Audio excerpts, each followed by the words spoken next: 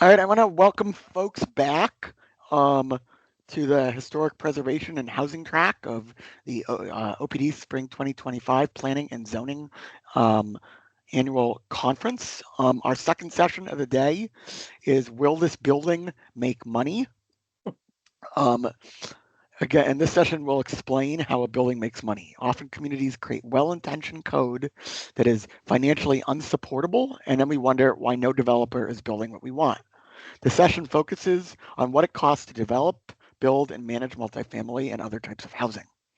When communities ask the developer to provide affordable housing, other public benefits, and impact mitigation, they often have no idea what it costs to accommodate these requests.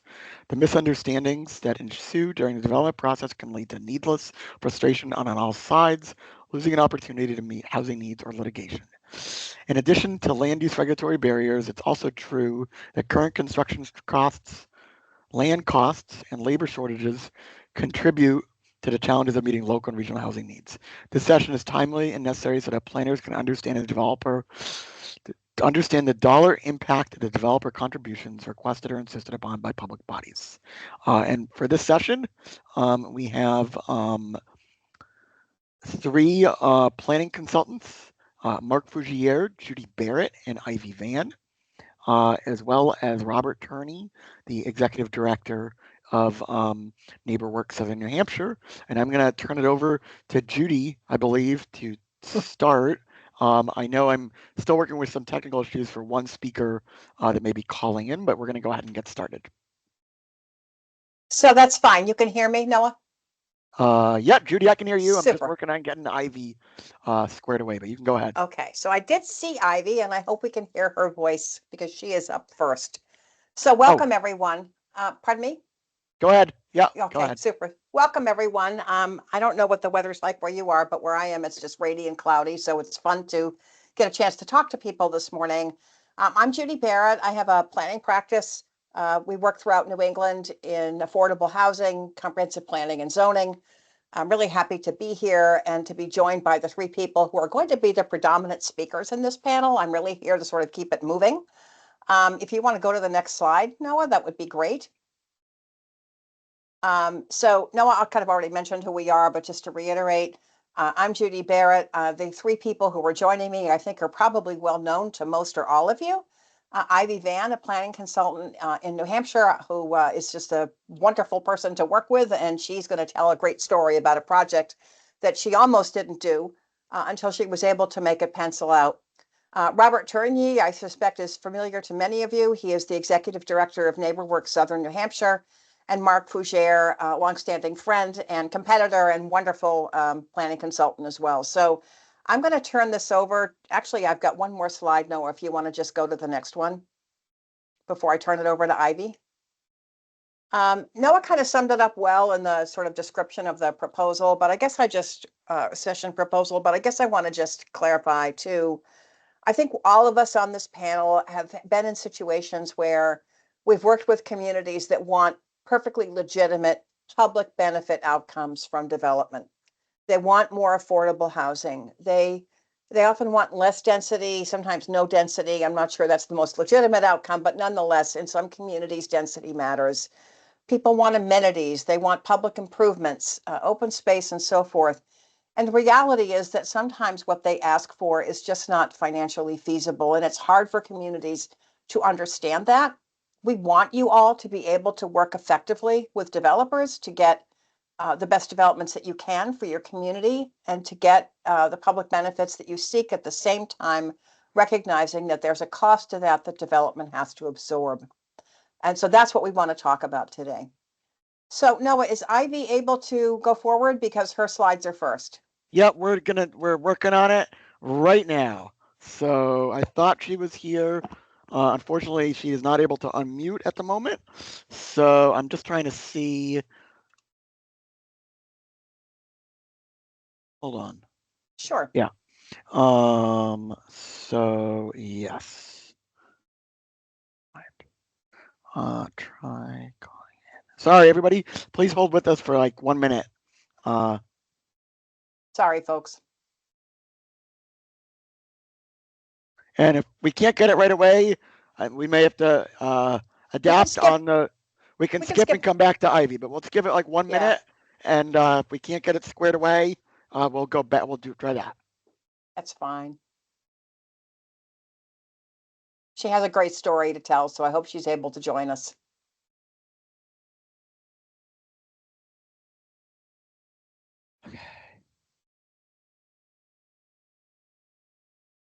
No, I'm trying to call her in.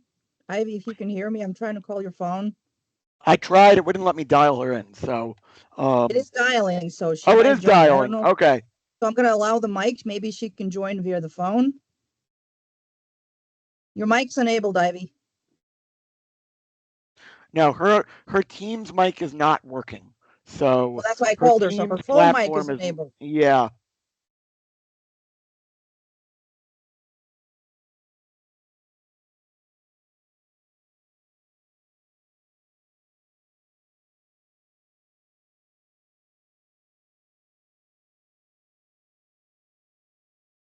All right. You have to All right. dial *6, Ivy, on your phone. Dial *6 to unmute yourself on the phone. No, she dropped with the phone, so. Alvina, I'm going to give there you she is again. Okay. I'm going to There allow we go. Mike. I see her. Yeah. *6, Ivy. Try to press *6. That'll unmute your phone.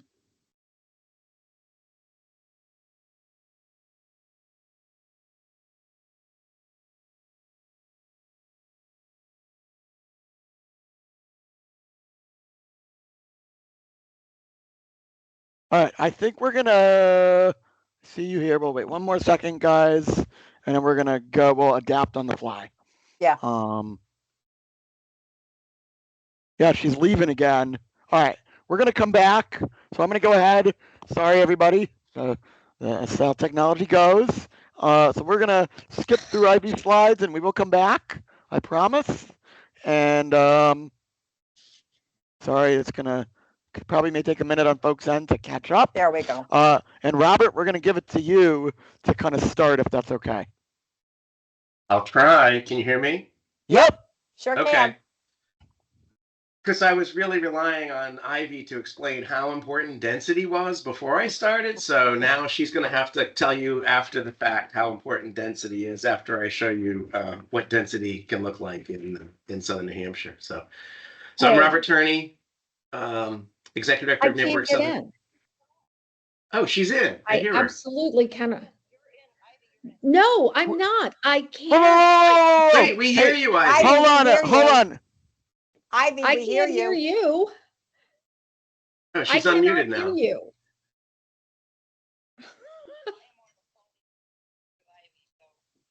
Okay, so guys, I'm sorry. We're gonna go back, and I'm gonna let Ivy. That was a teaser.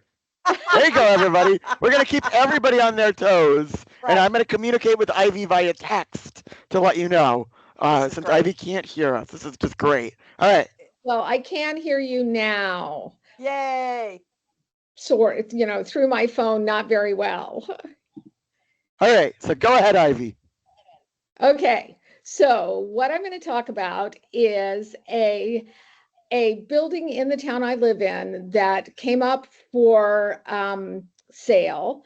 And it's a big old Victorian on a main street in Peterborough. And it had been a place of assembly. So it had pretty good fire suppression. And also it had, oh my God, I can hear myself repeating, and this is going to be really hard. So anyway, I looked at this building and I tried to decide whether it was going to work or not. So what we're looking at is a possible multifamily project. Slide, Noah. So when you are looking at a project, whether it's multifamily or single family, you can look at it from two ends. You can either look at it from likely rents or from likely costs. For rental, likely rents is where you start. So I figure out what my likely rents are going to be in Peterborough, New Hampshire for a pretty nice two-family. And from that number, from that, a 2-bedroom, not a 2-family. And from that number, I can determine how much I can invest in this building and still make money doing it. And the sort of general rule of thumb is for every dollar that I can expect to get out in rent every month, I can spend 100 times that creating the unit. I have realtor friends who tell me that as prices have gone up, that number is probably closer to 105% rather than 100%. But for our purposes, we're going to stick with 100 because it makes the numbers easy. So if I figure that I can get $1,500 a month for a decent 2-bedroom, I can afford to spend $150,000 creating that unit. So I have to take the asking price and the renovation costs and determine, slide please. I have to take the asking price and the renovation costs and divide it by the number of units I'm likely to be able to get to determine whether this is going to work. So the first thing I have to know is, slide, how many units can I put in this building? And there are 2 answers to that question. There are, how many units can I put in this building by right, based on the underlying zoning? But how many will actually fit? So if I could get the town to agree to let me put more in, how many could I fit? Because that determines whether or not this project is going to work. So this is the slide, please. This is the building in question. It's the old Folkway building in Peterborough, if you know it at all. It was a famous folk club for a long time, and then it was the headquarters for some business that did something involving transferring money electronically, and as a result, they have a generator as big as a Volkswagen bus in the side yard because they could not be without power for as long as 2 seconds. And it has a barn. Slide, please. There's the barn. And Now, Ivy, if it makes any, hey Ivy, oh, you can't hear me. If it makes it easier, we can hear you. And then next slide.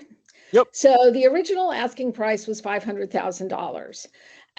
Renovation costs, always a wild guess, but for 4 units, $300,000 is not a bad guess in a building that I know has decent wiring. So that's $75,000 a unit. Slide. So now we have 4 units costing $800,000 to produce.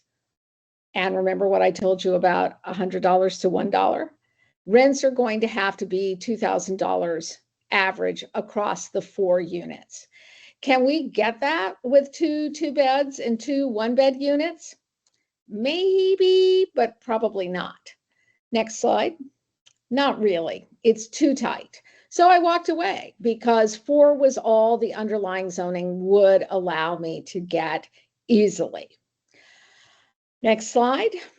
But what if we had 5 units? 5 units is what I could put in if I use an overlay district that this building is in, that allows me to use a slightly smaller number of for the land area that I need for each unit.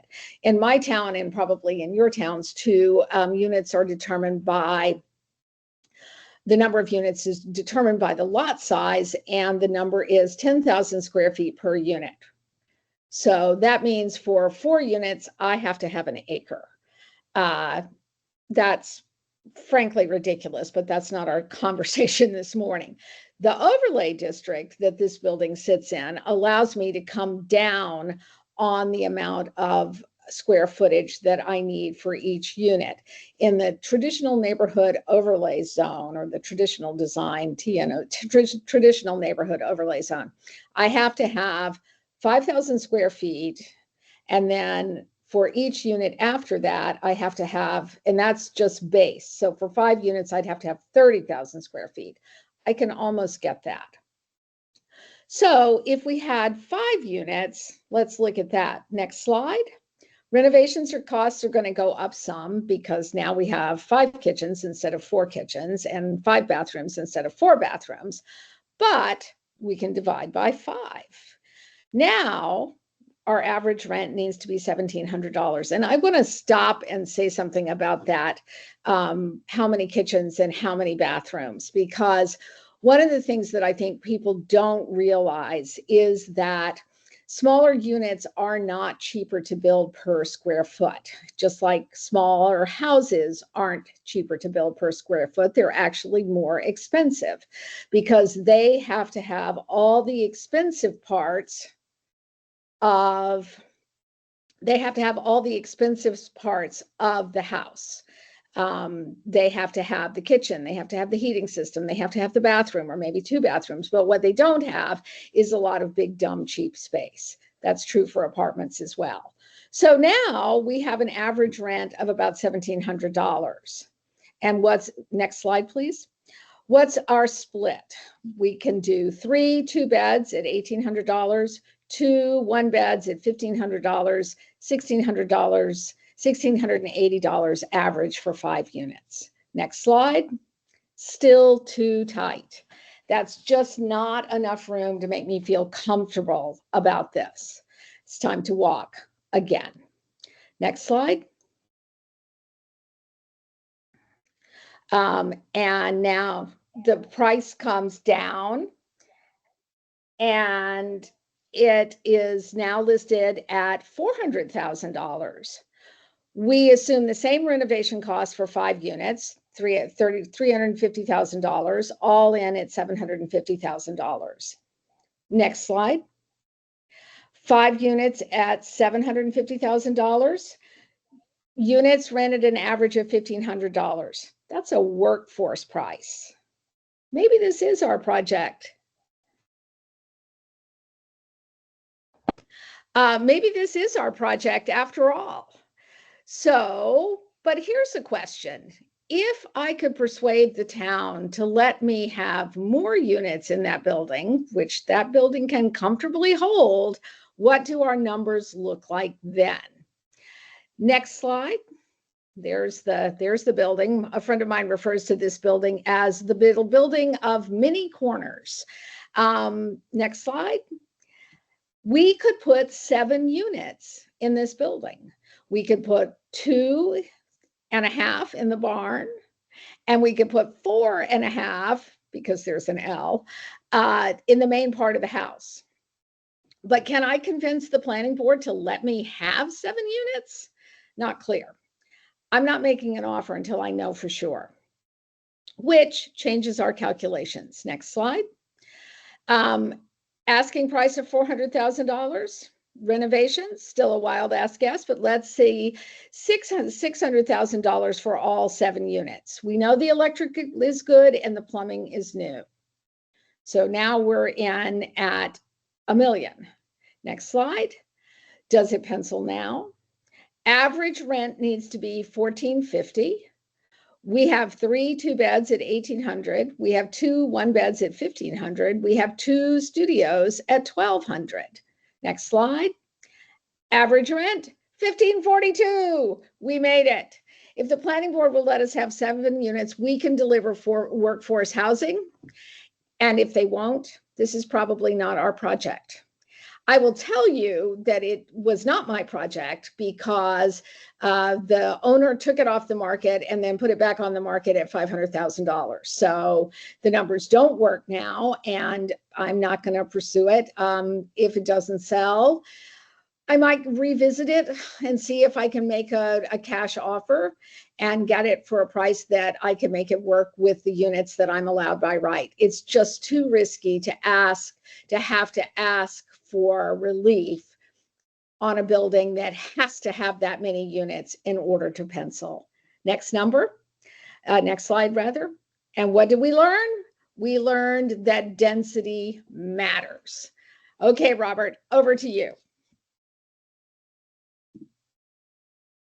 Perfect segue, Ivy. Thank you. Although she can't hear me, but yeah, density matters. So she said a couple of key things.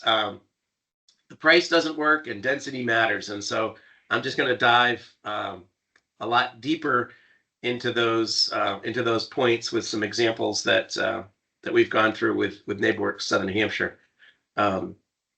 I can cut right to the chase and just answer the question, will this building make money? And in my case, the answer is always no. And so I'll show you ways that we are able to make projects feasible, knowing that that's the starting place. They're always starting at a point where the building isn't going to make money. So for those of you that aren't familiar with NeighborWorks, we're a private nonprofit community development organization. We've been around for over 30 years. Our primary focus is building affordable housing. We're also a HUD-approved housing counseling agency. We have worked with thousands of households to become first-time homebuyers by going through our homebuyer education classes and workshops, and working with our counselors on one-on-one coaching to help them get qualified for financing and be able to buy a house. In this market, that's tremendously difficult given purchase prices in the state of New Hampshire. But nonetheless, I think if consumers are patient and find the right resources and opportunities, then things eventually work out. But I'm going to talk more about our development stuff that we've done. And so, Noah, if you want to go to the next slide. I've always used sort of a rule of thumb around our formula, or our recipe, if you will, for creating affordable housing. We've built 550 apartments across the southern New Hampshire footprint: Manchester, Nashua, Hooksett, Londonderry, Goffstown, Amherst, Merrimack, and have had different experiences in all those towns. But the underlying theme is that we start with what's considered to be an affordable or reasonably priced piece of land. And I put the $10,000 per unit number out there just because, like, I think that's a safe starting place for folks. It's pretty tough to find a piece of land for as little as $10,000 a unit. And I wouldn't say that it's a hard and fast number. I know we've done projects with land costs as high as $20,000 a unit, and we have done projects with land costs of zero. And I think, you have to take into consideration site factors and all kinds of other things to figure out what's the right price for that piece of land. But 10,000 a unit is usually where we start. Density, Ivy hit the nail on the head. Density is key. At NeighborWorks, we've done projects that range, in the last 20 years, we've done projects that range in density from 4 units an acre to 150 units per acre. So in some of our more suburban towns where we had to have a larger piece of land, more open space, we were able to do cluster development at a relatively low density, 4 units per acre. But in some of our urban areas, Manchester and Nashua, we can go to a little higher density. Obviously, infrastructure is key. Pretty much every property that NeighborWorks has ever developed is on water and sewer and natural gas. I think we have one property that's on a private septic system and one property that we do not have natural gas. But for the most part, those are what help get density, make it achievable.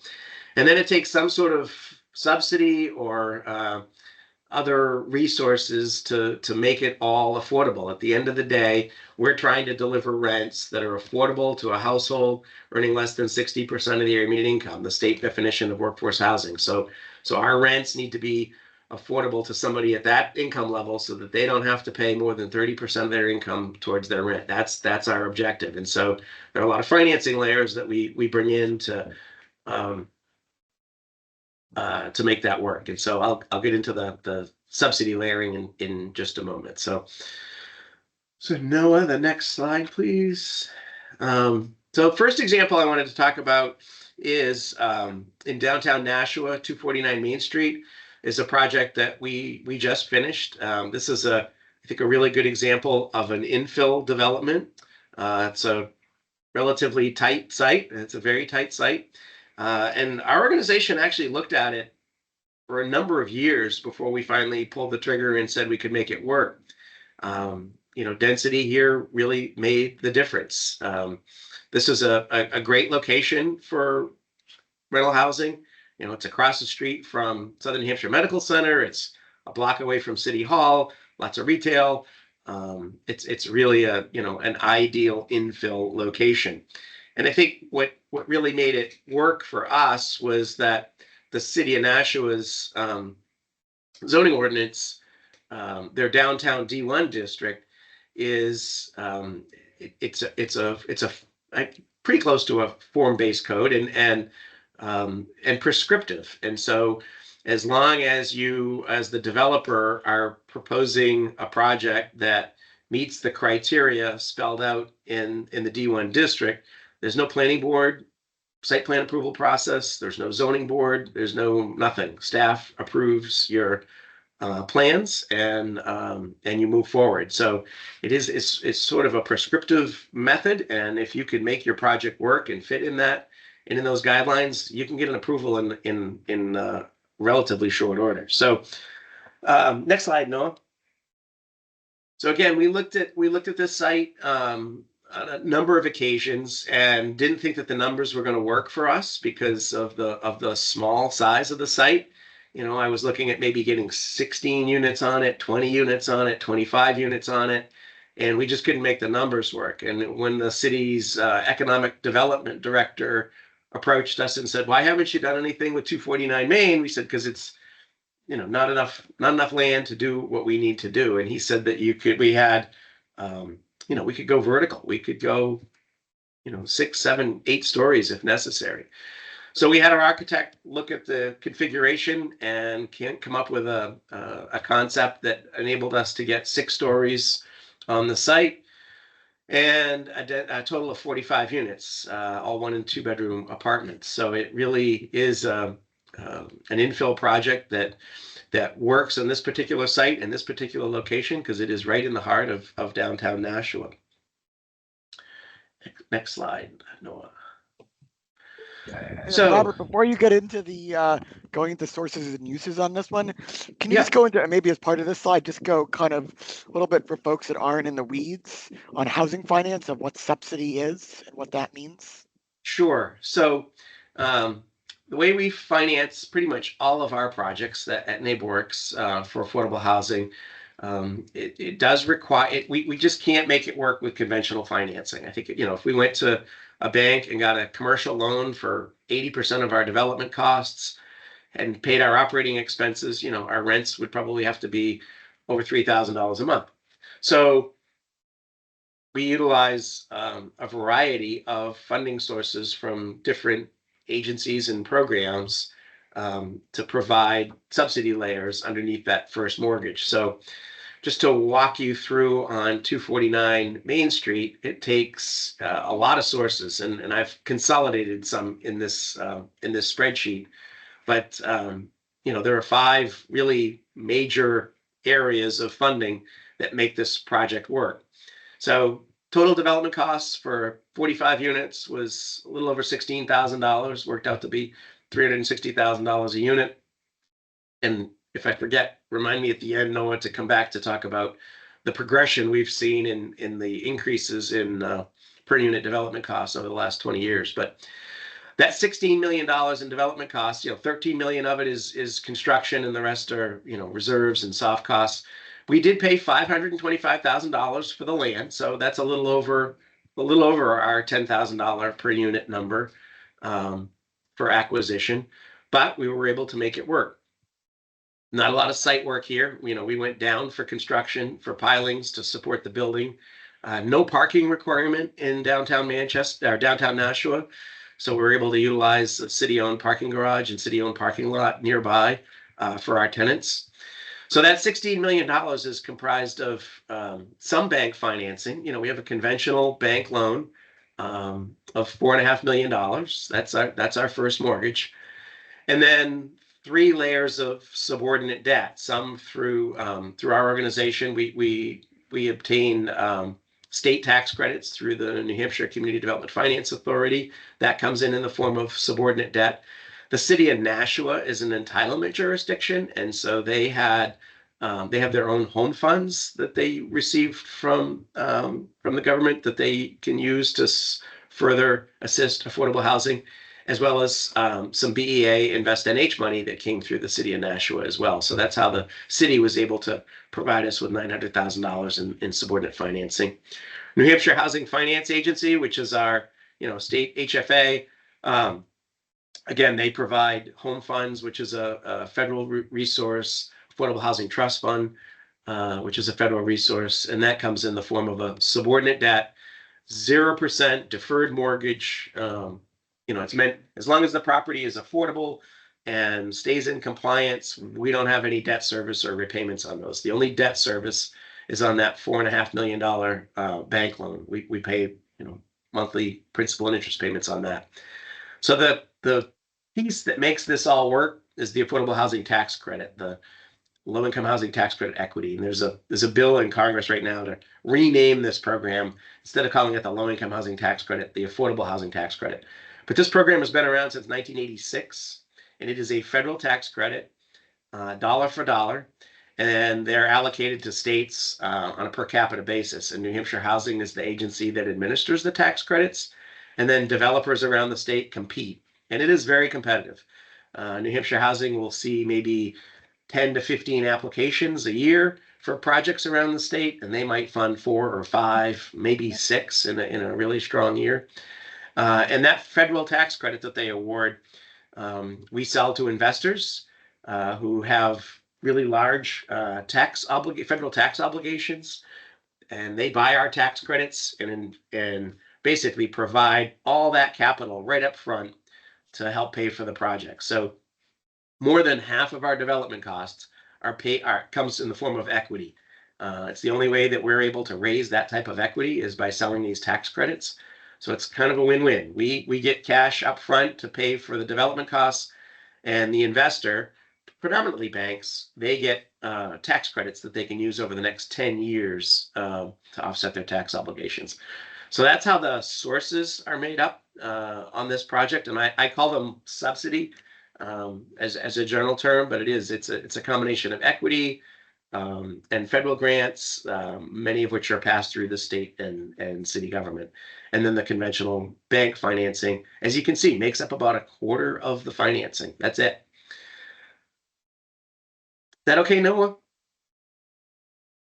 That was great. Okay. Thank you. Sure thing.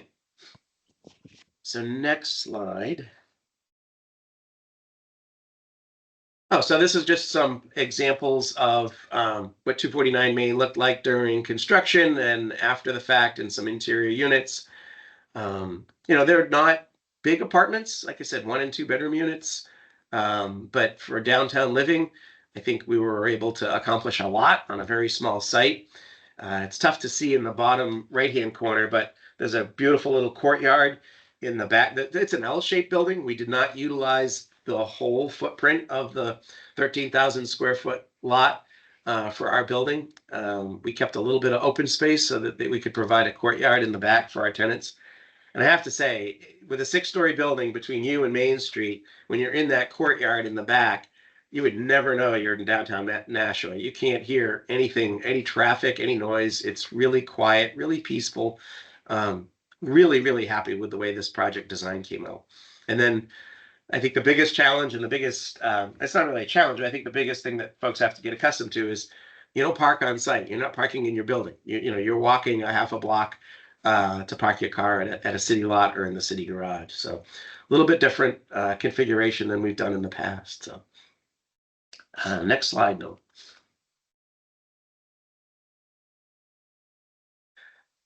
And so the one thing that we have to do when we utilize federal funds, tax credits, and other program funds to fund projects like this, we have to keep all of our rents at or below 60%. We can go as high as 80% with income averaging, but we have to predominantly have our units below 60% of the area median income, which dovetails nicely with the state's workforce housing statute. So here we have 45 units, 19 1-bedrooms, 26 2-bedrooms, and the rents are a little bit staggered. 15 of our units are affordable to households earning 50% of the area median income. 19 of the units are targeted to households earning less than 60% of the area median income, and 11 are up at that 80% level. So our rents range from a little over $1,000 a month to $1,850 a month, with heat and AC included. So tenants pay their own domestic electricity, and that's it. All their utilities are included. So our sweet spot for household income was in the $50,000 to $70,000 income range. And believe it or not, I would say our biggest challenge was we found a lot of people did not qualify for these rents. I mean, we had to turn away a lot of people whose incomes were too low to qualify here in Nashua, which I think came as a little bit of a surprise to us during our lease up. So, And Robert, can you just, again, for folks that aren't in this world, talk a little bit about, so I think effectively what you're saying is folks they earned incomes lower than basically the floor for income qualifying for these units. Is that correct? right. Yeah. This is, there's a bigger spreadsheet that goes behind this, but basically we have to create an affordability window for every one of these units. So, and I mentioned earlier that if the definition of workforce housing in New Hampshire is 60% of area median income, but that means that household shouldn't be spending more than 30% of their income. Well, we don't have rent subsidy. We don't have like vouchers or something. It's not like people pay 30%. Our rents are fixed at $12.75. So you have to back into, well, what's that affordability window? If someone if their income is too low and they have to spend 50% of their income to live there, they can't afford it. That unit is not considered affordable to them. And certainly if their income is over that $70,000 limit, then they're over income and can't qualify to live in the unit. So that's the reason that we come up with this matrix of rent ranges, so that we can have units available for different income categories to try to blend it. And so we're not usually telling people you can't afford to live here or you're over income. We try to build that window as wide as we can from an affordability standpoint. So does that help? Great. Does that make sense? That does it. I'm Robert. I'm just kind of asking you questions based on what's in the chat. So Tim has another question. Yeah. Was underground parking a consideration or not with these numbers? It was not at all because of the site. So if you can imagine, this site was a gas station 50 years ago. And so there were some tanks that were removed and the site was clean, but our geotech basically concluded that we just really couldn't, it wasn't worth doing underground parking.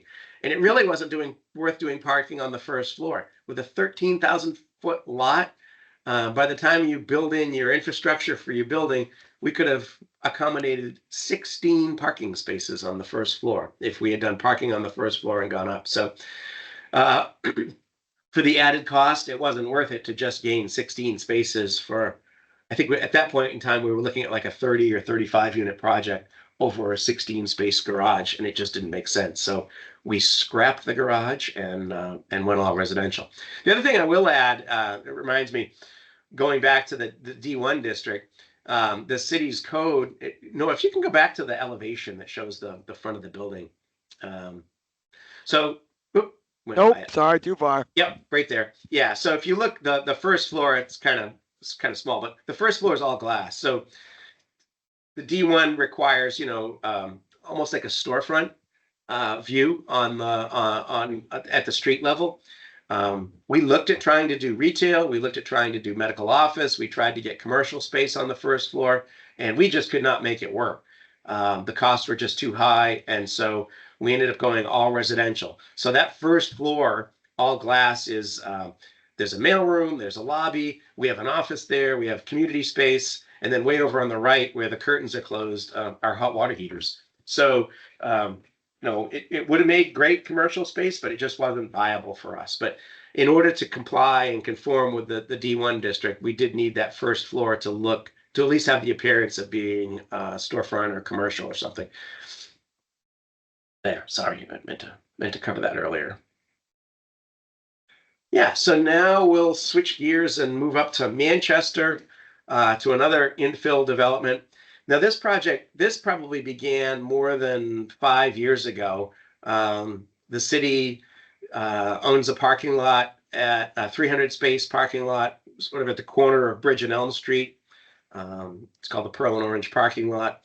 And the city did an RFP to encourage and solicit ideas, or elicit ideas from developers to come up with a mixed use program of residential with a priority on affordable housing, but not sacrifice any of the city parking spaces. So they were looking for a mixed use concept, parking, residential, potentially some commercial.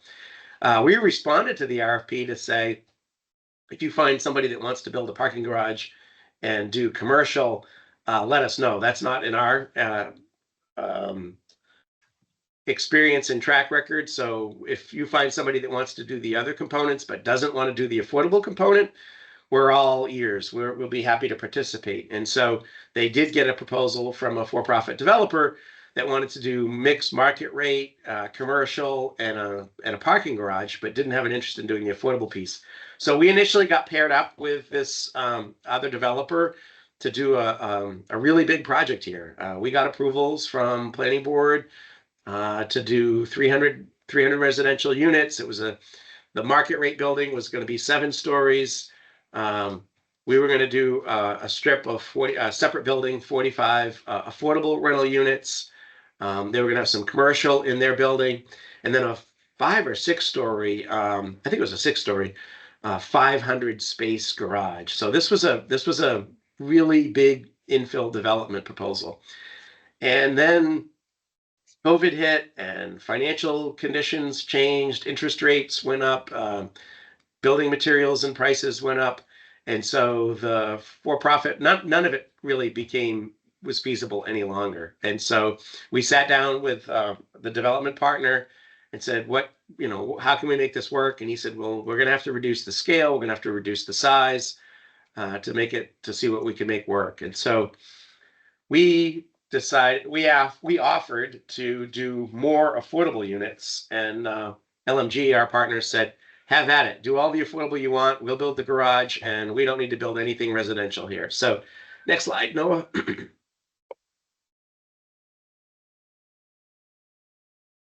So we came up with a concept to do 125 apartments, 1, 2, and 3 bedroom, all affordable, or mostly all affordable. And then LMG will build a parking garage, 300 space parking garage for the city. And then we'll do a dozen townhomes across the top of the site for sale to try to create some entry-level home ownership opportunities. So, and I can go into the financing on this one as well. Very similar pro forma, just a lot bigger. This is a $50 million project. And so if you do the math, you've figured out that we're $400,000 a unit. In 2023, we were at 360,000 a unit, and now we're looking at almost 400,000 a unit, and relatively no land cost here. I mean, the city is essentially providing us with the land at little to no cost. So it's all construction and soft costs. I'll say one of the biggest differences between the time that we did Nashua and here, our equity pricing has dropped. Interest rates have gone up a lot. And so those are major factors when trying to figure out how to make a deal pencil out and be feasible. Interest rate shock can have a lot of implications. If our equity is down, that means we have to borrow more during construction. That means paying more construction loan carrying costs on the construction loan. And with interest rates up, you're paying more soft costs on the carrying side as well. So all of those contribute to increases in development costs as well. So how am I doing on time, Noah? I was just thinking about that myself. Okay. So we have it until 11:45 for the session. Okay. I know Mark has quite a bit of slides to go through. So let me jump through a couple more slides, and then I'll wrap up and people can ask questions later, I guess. Great. Yep. So the rent schedule for this project, as you can see, we have mostly 60% units. Income ranges here are a little bit lower because Nashua has a higher MSA or AMI than the Manchester market. So our rents needed to be lower here in order to fit into that affordability window that I was talking about earlier. There might be a typo. I think our 80% 2 bedrooms are 1,800, but nonetheless, basically from 980 to 1,800 is our rent range here, with a mix of 1s, 2s, and 3s. Great. And Robert, can I actually ask you a quick question? Yep. Are all of these rents here, are these inclusive of all utilities, or are they exclusive? They include heat and AC, but the tenant will pay their own domestic electric. Great. Thank you. Yep. Yep, we have found over the years that if we include heat in our rent, our turnover rate goes down considerably.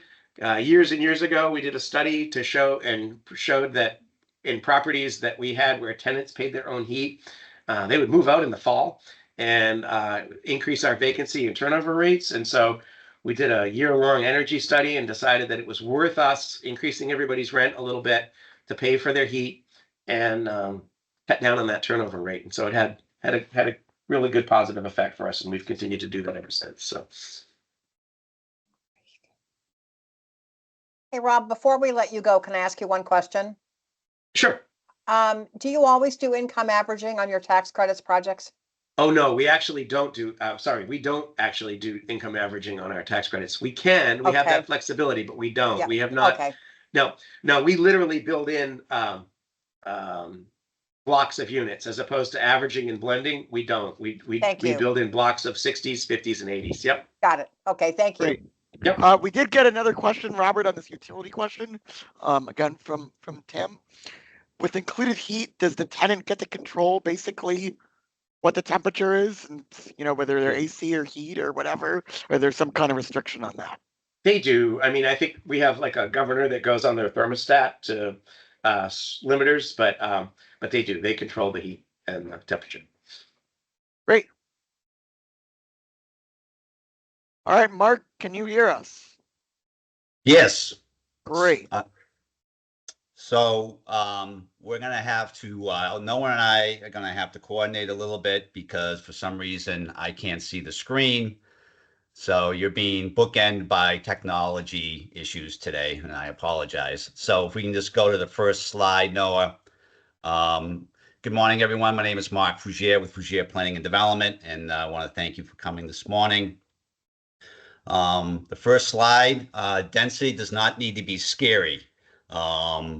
A lot of people get very concerned when the word density gets thrown out there, and depending on the context, it doesn't have to be overwhelming to communities in New Hampshire. Next slide. And when I talk about density in New Hampshire, we're not talking about density as seen in Brooklyn, New York, with a 400-foot tall tower here. We're talking about scale and stuff that's appropriate and development that's appropriate for our state. One of the biggest concerns we see, obviously, in the development of housing is people that are very angry about any change in the community. As New Englanders, we hate change. We don't like to see anything different than used to be out that maybe be woods or was a vacant lot or used to be a home that's now gone vacant. We're very resistant to change. And if you talk to national developers, New England is some of the toughest areas in the country to get permits from. And obviously that drags on approvals, it drags on costs and increases the affordability challenges in our state. And if you haven't been reading the news lately, the average price point in New Hampshire for a single family home is over $500,000, which to me is just astounding and scary for a lot of people, especially for young people that are trying to get into the market. Next slide, please.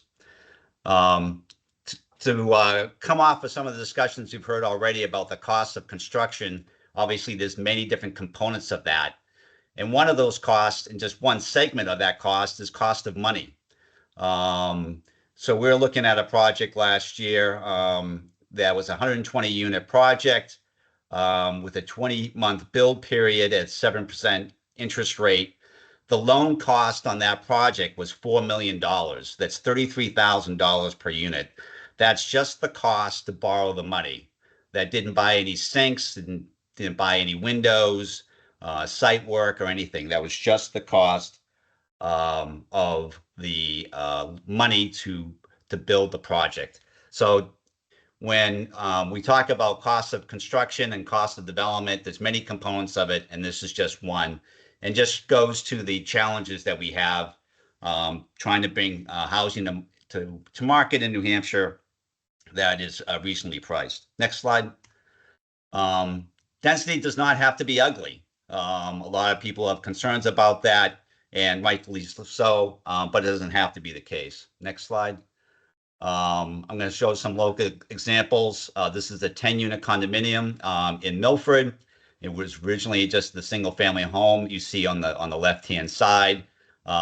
This project was tastefully done and was a nice pocket neighborhood that was created. Next slide. This is another redevelopment of a former schoolhouse right downtown Milford. 18 new units with an equivalent density of 35 units an acre. Very tastefully done. This is senior housing. Next slide. This is in the village of Hollis without sewer. This is a 12-unit apartment building on less than a half an acre, equivalent density 28 units an acre. It does have access to town water and is also in the historic district, but very tastefully done. Next slide. This is a former assisted living facility in downtown, in the village of Mount Vernon. 4 detached units. It's in the historic district in the center, and this is now condominiums. Very tastefully done on septic and on well. Next slide. Older homes and communities can easily be converted into apartments. Here's an example of here, equivalent density of 13 units an acre. Next slide.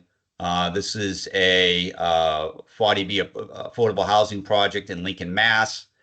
This is 60 units with 25% set aside, and I think they did a nice job breaking up the facade of this garden-style building. Next slide. These are some other examples, some duplex units in Dover. That's a little dark, but I think they did a very nice job. Next slide. With these units, very nice lines, very attractive, and I don't think would distract from any community in New Hampshire. Next slide. This is just another shot. And, density, again, does not have to be ugly. Next slide. This is the owner-occupied development that was approved in Rochester, 3,000 square foot lots, detached units, 1,000 square feet. The detached units sold for $350,000, which is significantly below what you're seeing as the median price point in the state right now. Next slide. Obviously, these aren't for everybody, but I think it gives you an idea of when you have some flexible zoning, what can be done to help bring housing to market that makes sense. Next slide, please. Farm home conversions. This is a condominium in Milford. I think it was very well done. It was old farmstead. It's only 3.5 acres, 3.9 acres. It was converted with 10 homes into condominiums. This is across the street from a dairy farm, and it's in one of the most rural areas of the community. I think allowing multifamily at a reasonable density in all areas of the community is not distracting or distasteful when it's properly done. Next slide, please. These are some other examples. This is Brewster Landing down the Cape. Next slide. This is more obviously, this is down in Brookline, Mass. This is obviously a higher density, more urban development, but again, it can be attractively done. Next slide. Another example from Dennis, Mass. Next slide. Hidden density. I think if communities look at their own villages and downtown areas, in many cases, you're going to find that your density that's allowed is not what's there today, which is unfortunate. I did an analysis in downtown Milford recently because I'm advocating for increased densities. For example, this elderly project that sits along the river is 58 units per acre. So right now in Milford, a single family home in a downtown area needs 15,000 square feet and 100 feet of frontage. Multifamily is 20,000 square feet and 150 feet of frontage, 5 units per acre. Next slide, Noah. Looking at the downtown area, there's only 9 lots that are conforming. Everybody else is non-conforming, which tells me that our zoning in the downtown needs work. Everything needs a variance. Next slide. The actual zoning that we found when we looked at a number of lots ranges from 17 units an acre up to 114 units per acre. And the density allowed is 5. Working with the planning board to make some changes here to get more in line with what is seen in the community. People drive by these units every day and don't realize what they have living in there, actually existing in the downtown already. When I showed this slide, there was a lot of surprised faces in the audience. But that's what exists today and has been for many years. Next slide. Transferring homes in the multifamily, I think, helps strengthen your downtown. This old home is 17 units per acre, and I think nicely fits. Next slide.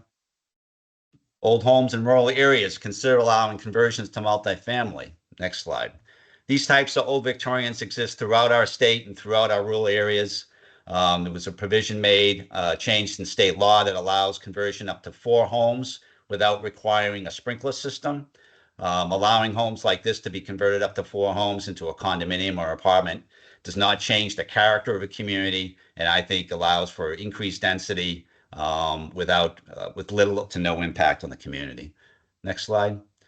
And these large homes are all over our state and in our rural areas.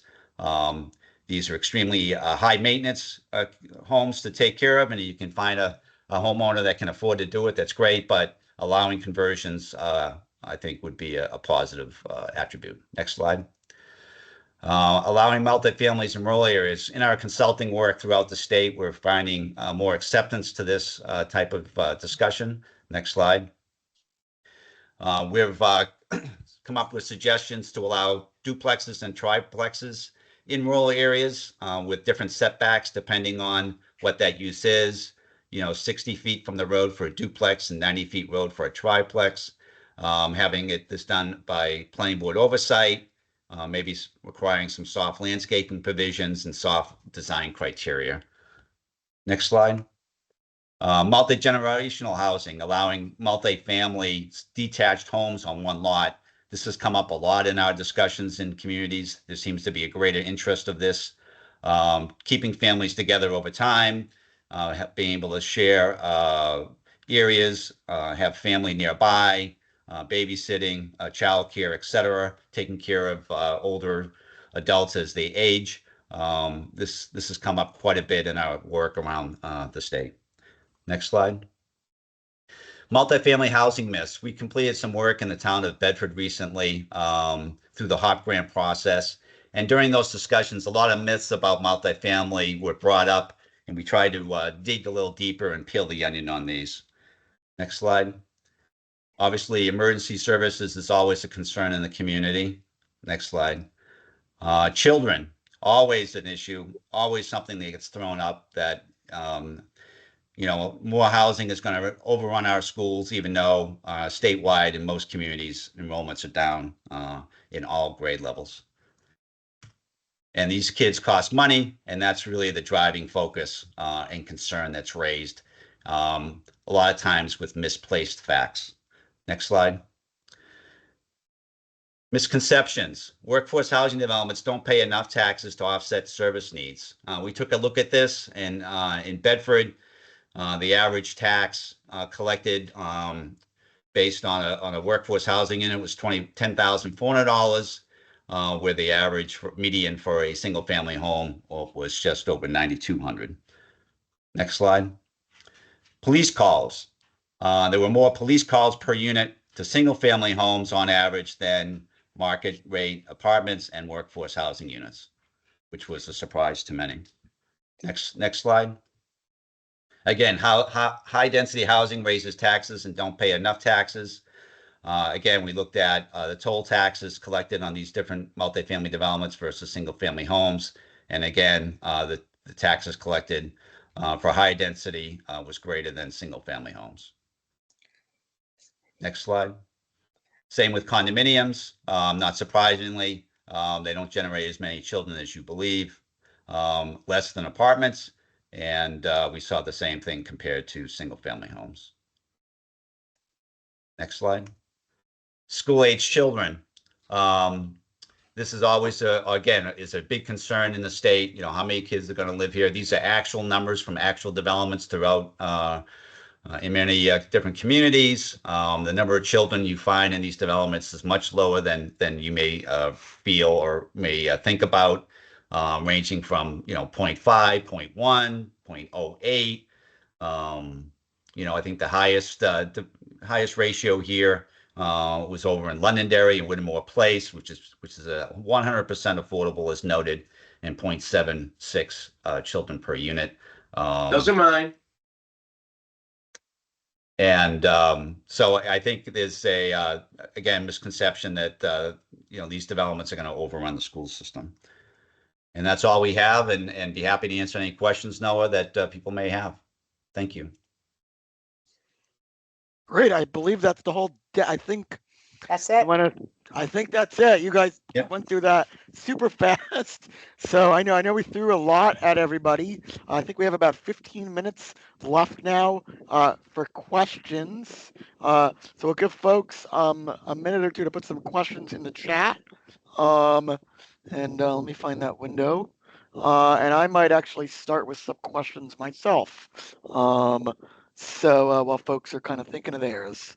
So I just threw my TDC numbers in the box since I didn't get a chance to go over earlier. So. Great. Yeah. Why don't we start with that, Robert? Why don't you go over that? And for folks, again, just understanding how much the cost of construction has increased and what those increases actually translate into for kind of the total development cost increase. And Mark actually hit the nail on the head with that slide that showed the $4 million for cost of funds. So during COVID, in 2019, we finished a project, or 2020, we finished a project in Merrimack. Angelo Drive was one of the ones on Mark's spreadsheet.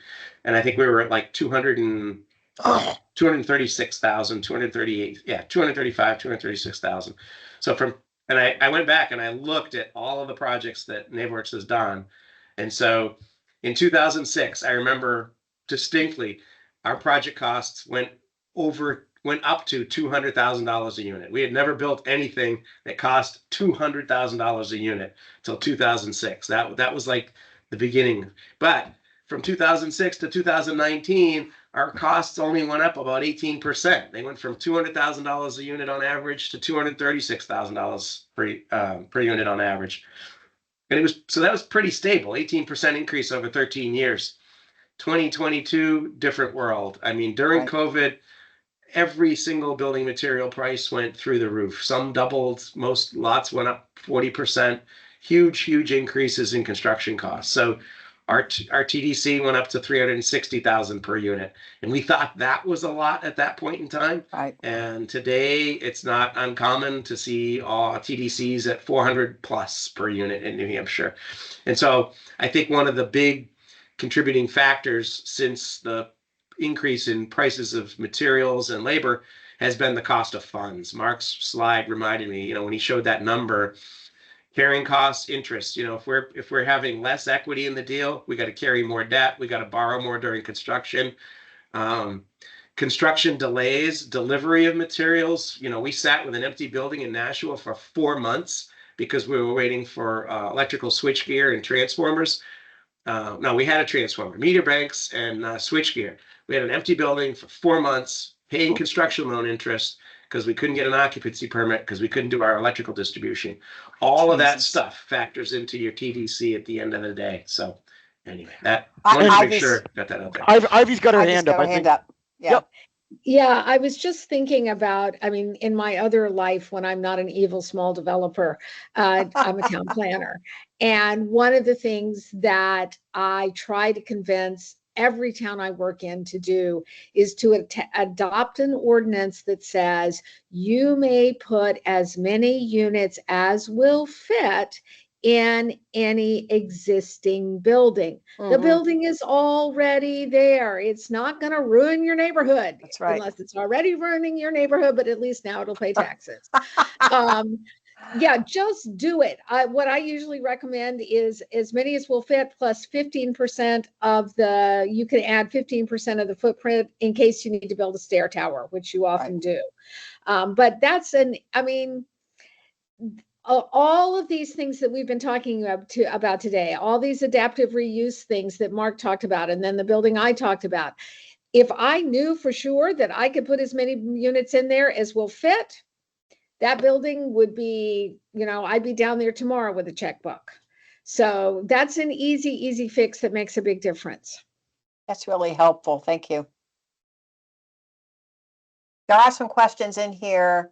Noah, one of them is condos are less of a school impact than single family development? Question mark. Yeah, they are. Mark, I know. Yeah. Mark, you want to hit that one? Absolutely. Yeah. The single family homes is the highest, and then it goes down from there. And also, I can tell you that price point matters. The higher the price point of the condominium, the less children. Right. It's true. And I will just add that for folks that are able to stick around after lunch, we'll have an entire session on new resources for fiscal impact in New Hampshire. That's the first session right after lunch. A teaser. Yeah, as a multifamily owner, I mean, we don't typically rent to families with lots of school-aged children. We rent to young individuals or young couples who may eventually have a baby. That, we have a lot of less than school-aged children in our properties. The kids become school-age, people move up, buy a house, and live in a single family and not in an apartment anymore. I mean, that's just life. But nobody's going back and looking at the fiscal impact of a single family home as it's recycled. They're only looking at the new stock. So it's very complicated. Yeah, and Tim just followed up with the condo thing saying renting is not condo. That's why I asked. I see. Okay. All right, what do we got here? I'm trying to see if we're all caught up. I think we're all caught up for the moment.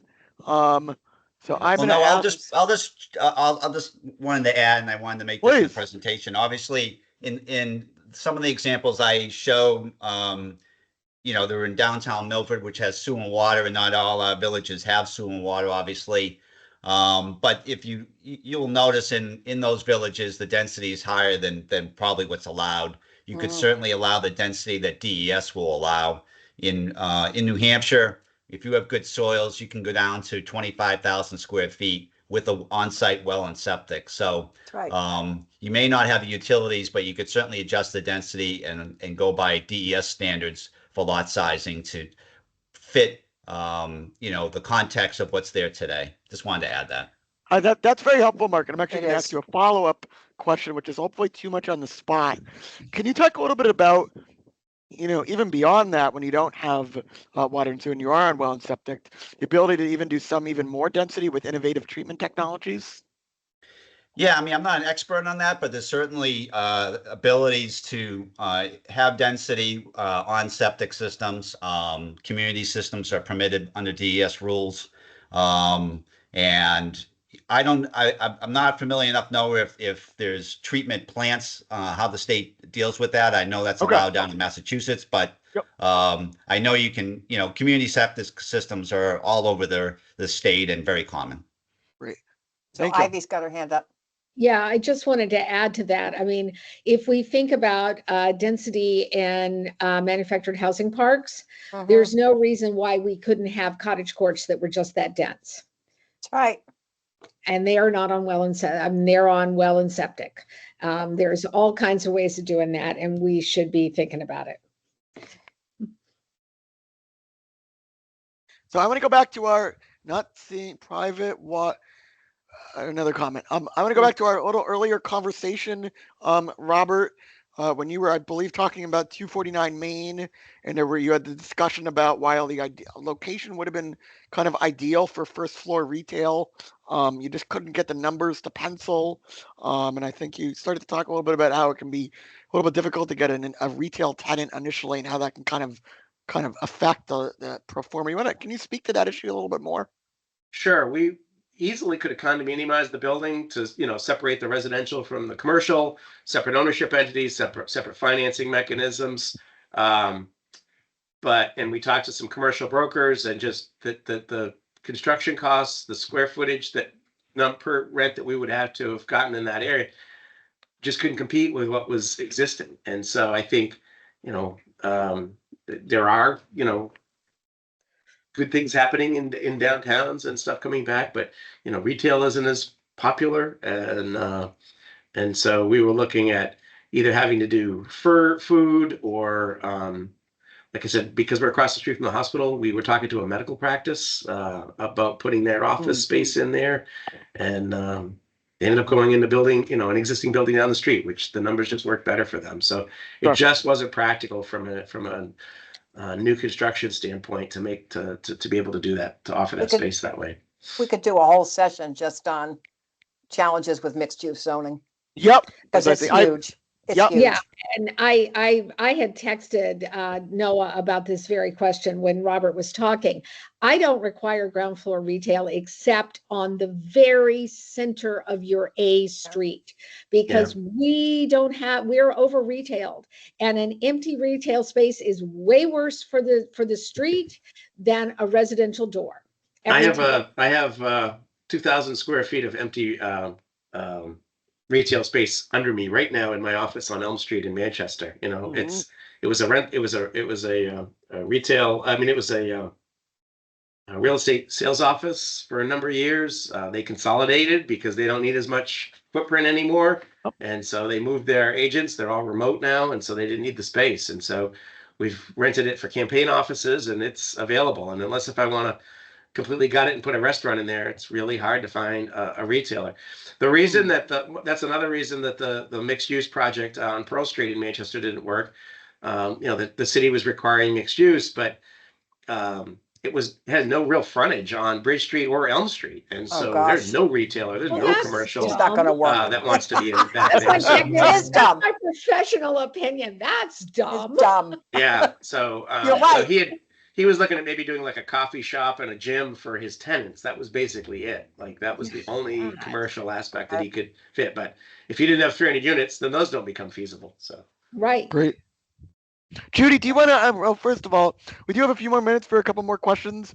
I want to remind folks there is no question that is stupid here. We will happy to answer any question, understanding even if you don't have to be an expert in housing finance to ask a question. So please, folks, ask away.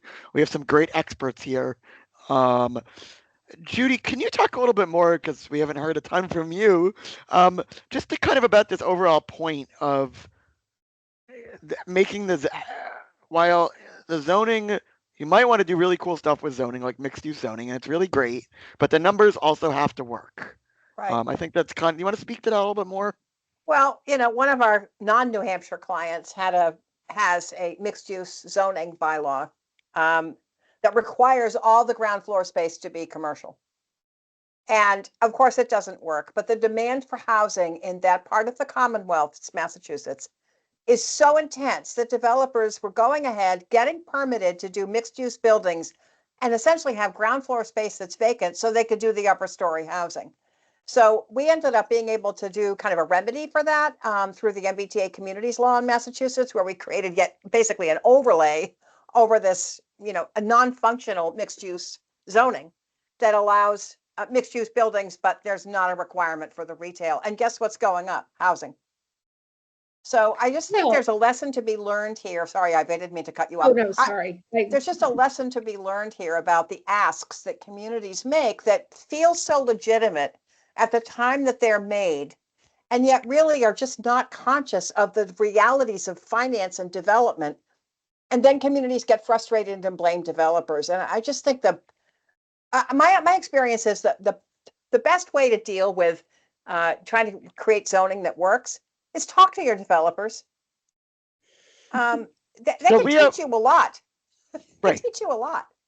Right. I, from my perspective, when we've done webinars on this from the OPD perspective, I always say, Judy, to your exact point, even communities that want to do the right thing and are interested in making their zoning more housing friendly, I said, make sure you go and test those ideas with with developers first to make sure, is that really going to make a difference in the project penciling or not? Right.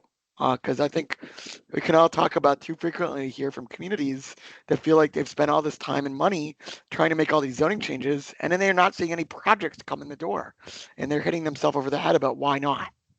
Well, they can take that simple 100 to 1 number and run it on some vacant buildings, on some vacant lots with new construction. Do you get a number for your rental price that is reasonable? And if the answer is no, then you need to rethink your code. What are you asking for? I have to say that one of the things I'm happiest about is that we finally are having a conversation about how much unnecessary parking drives the cost of housing. Oh, dear Thank you for God. coming to my Thank you for coming to my TED Talk. It's true. I mean, that's It's the other ridiculous. impediment. But I think, Yeah. part of the whole undercurrent with the mixed use zoning that doesn't work is this perception that housing is going to tank your schools. Housing is Yeah. going to create a tax burden, and that somehow if we have this commercial space to offset it, well, that will be okay. And Well, it really raises yeah. for me, a fundamental question about fairness.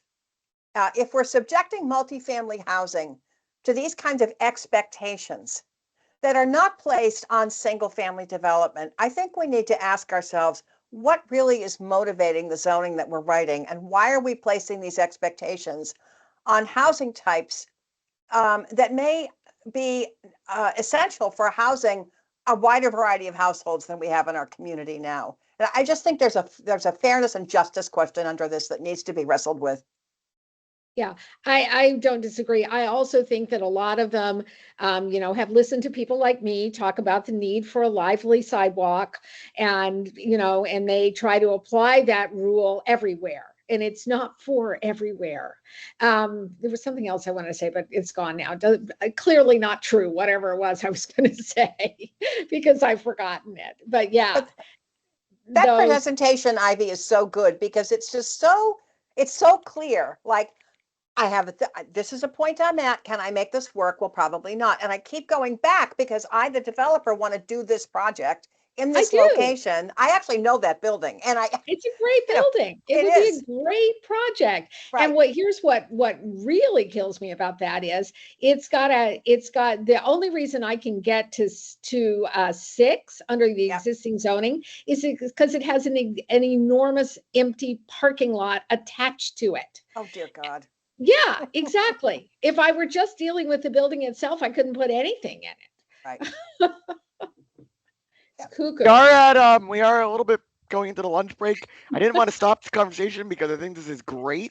I do want to just state Tim's comment. I'd be curious to hear Ivy, Judy, and Mark, your reaction is talking about this mixed use question. It says about grade level commercial, it needs to be limited to the depth of the street, like the first 30 feet commercial, and then behind Yes. that residential. Yes. I wouldn't even go yes, 30 yes. feet. I mean, at Yes. 249 Main, we've got maybe 15 feet of what appears to be commercial, and then it's all residential beyond Yep. that. So the opposite Yep. side of the corridor, there's a corridor, and on the opposite side is residential, and on the front side appears commercial. So It's such Yeah, a no-brainer. Sorry. Exactly that. And that also allows you to create retail space that's, as my friend Steve Muzon calls it, it's a one but shop. Yeah. One person in there running a coffee shop, or one Yep. person in there selling yarn. Those smaller retail spaces are more apt to be rentable and usable than a deeper space. Oh, and I did remember what I wanted to say about, the expectation for housing that we don't place on single family. The thing that people forget is if you get more people in a place, you get the benefits of civilization. You could have walkable coffee if you had a few more people to support it, So anyway. Thank you. All right, we could keep going on this. I do see some more comments from Tim, so you guys can read it. I do want to be respectful of folks that we are in the lunch break now. I don't know, Tim, Robert, I know you had included your email. I don't know if Mark. Anyways, folks, if you have questions, You can either follow up, I think the emails, or if speakers want to feel comfortable putting your emails, feel free to put those in the chat. Can't use the chat. In You addition can't to use everything the else, chat. I can't. Okay. That's why I keep answering these questions Thank out you, loud. Judy. All right, I will put yours in the chat. Mark, Robert, I know your email address was in the deck. And Sure, you folks, can for put those, mine in. No worries. sure, great. There you go. Thank you, Robert. And I will put Ivy I'm doing Mark's now. Okay, great. Thank you. And I dropped folks, our website in there up above too. Oh, we might have Judy, missed I'm that. ivy@van.org. If you can put your website link in again, Robert, I think where did that kind of went somewhere. Ivy, so- what's yours again? ivy@van.org. I should know this. Thank you. It's my name. Okay. Yes. So for all the attendees, we're going to take an hour break now since that was 2.5 hours or whatever of sessions. We will resume in an hour at 12:45 for our 2 afternoon sessions. The first one up at 12:45 is new tools for evaluating fiscal impact of housing in New Hampshire. And then the second session is balancing farmland conservation and housing. So we hope you'll be able to stick with us for the rest of the afternoon. I want to thank Judy Barrett, Ivy Van, Mark Fugieres, and Robert Turney. Ivy, do you have some parting thoughts you want to offer? Yes, Judy's got a typo in Mark's. Oh God. It's Thank you. Thank you. I like Coomcast. So let's. All right. Okay, We'll stop see it. everybody in an hour. Thank you all. See you all Thank later. you very much. Have a great day. Stay dry. Yep. Thanks. Bye now. Bye.